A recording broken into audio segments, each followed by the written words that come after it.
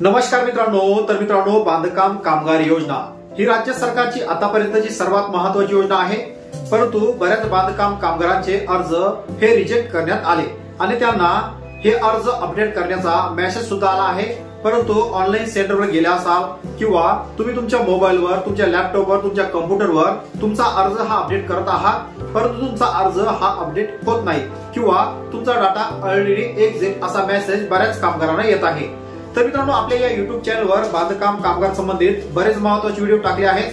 त्या व्हिडिओच्या comment box मध्ये बऱ्याच कामगारांच्या ऑनलाईन केंद्र चालकांचे मित्रांनो मेसेज आले आहेत की सर आमचा डाटा ऑलरेडी एक्झिट दाखवत आहे किंवा यावर एक महत्त्वाचा व्हिडिओ तुम्ही बनवा की आमचे अर्ज त्या ठिकाणी ऑनलाईन करता येईल।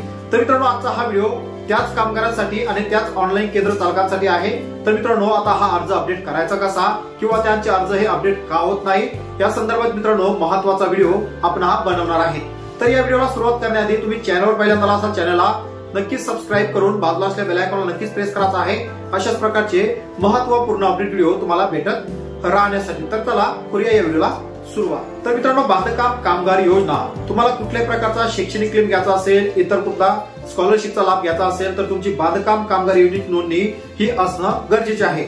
तर मित्रांनो, आता पहिला महत्त्वाचा मुद्दा असा की त्या कामगारांचे अर्ज हे वारंवार रिजेक्ट होत आहे किंवा त्यांनी रिन्यूअलचा अर्ज जर भरला असेल तर रिन्यूअलचा अर्ज सुद्धा हा वारंवार रिजेक्ट होत आहे। तर हा रिजेक्ट होण्याचं पहिलं कारण पाहूया। तर मित्रांनो, कल्याणकारी मंडळाने महत्त्वाची अशी अपडेट आणली की या अपडेटमध्ये एकाच कुटुंबातील जर 2 किंवा 3 नोंदण्या असेल तर एका कुटुंबामध्ये फक्त एक नोंदणी ऍक्टिव्ह असणार आहे, बाकीच्या नोंदण्या असेल त्या नोंदण्या इनऍक्टिव्ह करण्यात येणार आहे। किंवा दुसरा महत्त्वाचा मुद्दा असा की बांधकाम कामगार योजनेची नोंदणी करते वेळेस पती आणि पत्नीच्या नावाने नोंदणी असेल तर आता एकाच व्यक्तीच्या नावाने नोंदणी असणार आहे, त्यामुळे दुसरा अर्ज हा त्या ठिकाणी बाद करण्यात येणार आहे। आणि तिसरी महत्त्वाची अपडेट अशी की एका घरामध्ये पतीच्या नावाने जर नोंद असेल आणि त्या पतीच्या नावामध्ये जर पत्नीच्या नावाची किंवा आधारची प्रोफाईल मध्ये अपडेट असेल तर त्या ठिकाणी ती पत्नी बांधकाम कामगार योजनेचा अर्ज मित्रांनो करू शकत नाही। आणि तिसरा महत्त्वाचा मुद्दा असा की हा शेवटचा मुद्दा मित्रांनो, तुम्हाला बांधकाम कामगार योजनेची नोंदणी करायची आहे किंवा तुमच्या घरामध्ये तुम्हाला 2 किंवा 3 व्यक्तीची नोंदणी करायची आहे, परंतु ज्यावेळेस आचारसंहिता लागली त्यावेळेस तालुका केंद्रही सुरू करण्यात आले होते। तालुका केंद्रावर बऱ्याच कामगारांनी अर्ज हे ऑनलाईन सुद्धा केले होते आणि त्यांचे अर्ज हे आता रिजेक्ट करण्यात आले।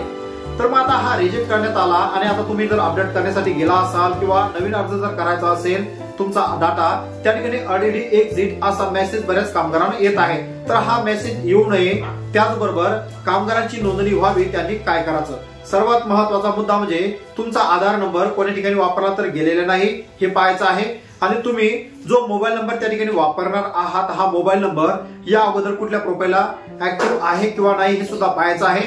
तुमचा मोबाईल नंबर त्या ठिकाणी जर ऍक्टिव्ह नसेल तर तुमची प्रोफाईल नक्कीच त्या ठिकाणी ओपन होणार आहे। तर मित्रांनो, तुमचा डाटा हा त्या ठिकाणी अपडेट करायचा आहे किंवा तुम्ही आधार नंबर टाकला आणि मोबाईल नंबर टाकला तर त्या ठिकाणी तुमची प्रोफाईल ही ओपन होत नाही, तर तुम्ही त्या ठिकाणी एक महत्त्वाचा नवीन मोबाईल नंबर टाकण्याची गरज आहे। नवीन मोबाईल नंबर त्या ठिकाणी जर तुम्ही टाकला आणि तुमची प्रोफाईल ही ओपन झाली, प्रोफाईल ओपन झाल्यावर तुमचा डाटा त्या ठिकाणी एरेज झालेला असेल तर तुम्ही नवीन अर्ज त्या ठिकाणी करू शकणार आहे।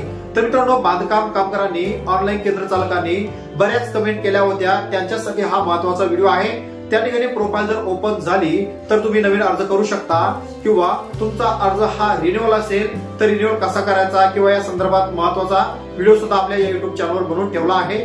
तर आता तुम्हाला तुमची प्रोफाईल जर अपडेट करायची आहे, तुम्ही त्या ठिकाणी मोबाईल नंबर टाकला, आधार नंबर टाकला आणि तुमची प्रोफाईल त्या ठिकाणी ओपन झाली, तुमचा आधार नंबर त्या ठिकाणी व्यवस्थित आहे, ऍड्रेस व्यवस्थित आहे, 9 दिवसाचं प्रमाणपत्र तुम्ही अपलोड केलेले हे सुद्धा व्यवस्थित आहे, परंतु तुम्ही शेवटी सबमिट करत आहात तर सबमिट करते वेळेस तुम्ही तुमचा अर्ज हा अपडेट करण्याची गरज आहे असा मेसेज येत असेल तर त्या कामगारांनी मित्रांनो 1 महिना सुद्धा अजून वाट पाहायची आहे।